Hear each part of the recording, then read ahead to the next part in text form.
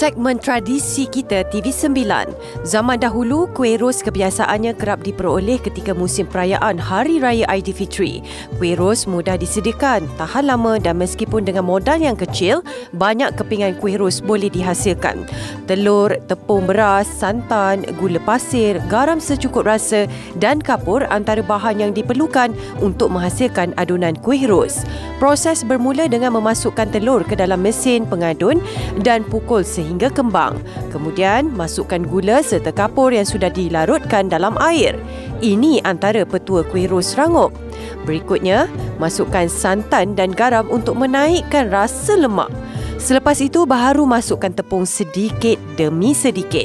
Bersesuaian dengan nama sebagai kuih ros, adunan mestilah dicampur dengan sedikit perasa ros. Cabaran memang ada.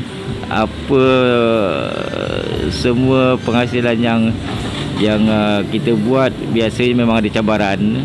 Nombor satu, kesilapan. Sedikit kesilapan akan menyebabkan kita tak boleh buat benda tu. Seperti yang dilakukan oleh datuk nenek kita, adunan untuk kuih ros boleh dibuat sendiri. Bab yang paling remeh dan memakan masa ialah semasa proses menggoreng. Ini penting supaya bentuk kuih ros yang dihasilkan cantik dan tidak mudah patah. Selain itu, tahap kepanasan minyak juga memainkan peranan penting.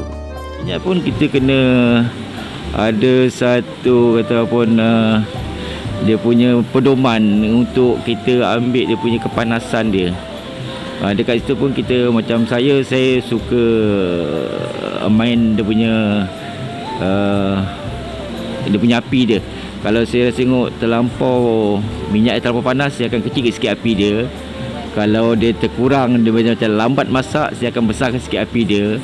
Tapi dia memang ada satu tahap yang balance lah antara minyak dengan dengan dough yang kita nak goreng tu. Memang ada satu padanan dia. Di beberapa tempat, kuih ros juga dikenali sebagai kuih loyang, kuih sarang terbuan atau kuih goyang. Ini kerana selepas acuannya dicelup dalam adunan tepung cair, ia perlu dicelupkan pula ke dalam minyak yang panas dan digoyang-goyangkan agar tanggal. Manakala nama ros dan kuih sarang terbuan pula timbul, dipercayai berikutan bentuk yang menyerupai bunga ros atau sarang terbuan. Begitu juga dengan nama loyang, dipercayai mungkin kerana acuannya diperbuat daripada logam loyang.